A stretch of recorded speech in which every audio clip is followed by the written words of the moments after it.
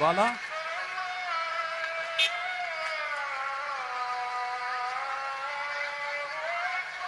अस्सलाम वालेकुम वरहमतुल्लाहि वबरकातुहू। नाज़रीन, इस्तक़बाल है आपका हमारे चैनल अल हिंद इस्लामिक ट्यूब पर। मुल्क हिंदुस्तान में इंतखाबात की ज़बरदस्त हवाएं चल रही हैं और बाज़ जगह इंतखाबात वोटिंग हो चुकी है। जून के महीने में इंतखाबात के जो नताइज हैं वो बरामद हो जाएंगे।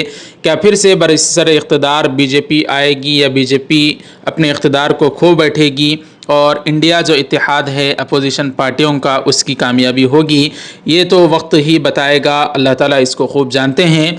नाज़रीन इकराम, तेलंगाना की जो सरकार है गुज़िस्ता साल 2023 में वहाँ इंतखाबात हुए और वहाँ की जो पार्टी थी KCR की, वो TRS पार्टी ने कामयाबी 2014 से 2018 में भी हासिल की थी, लेकिन इस बार 2023 में वहाँ कांग्रेस ने अपनी सरकार बनाई है। तेलंगाना के वज़ीर आला हैं रेवंत रेड्डी।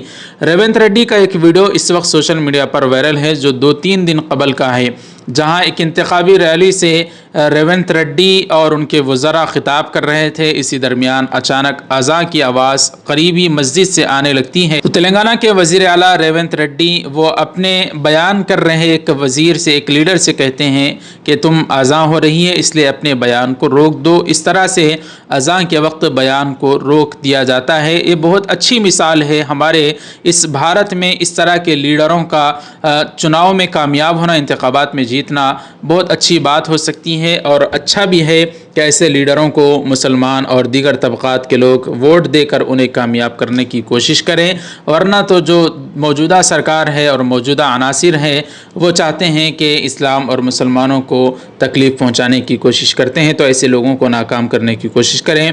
रेवंत रेड्डी का ये वीडियो और ये अमल कैसा लगा हमें कमेंट करके बताएं।